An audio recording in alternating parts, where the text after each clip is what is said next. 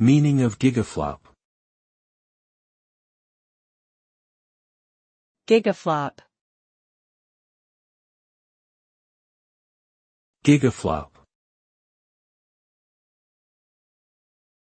Gigaflop. Gigaflop. A gigaflop is a unit of measurement used to describe a computer's processing speed. Specifically, it refers to the number of floating-point operations per second that a computer can perform. 1 gigaflop is equal to 1 billion, 10 to the power of 9, floating-point operations per second.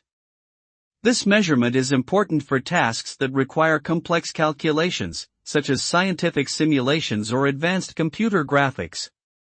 A higher number of gigaflops means a computer can handle more complex tasks at a faster rate, making it more efficient and effective in processing large amounts of data.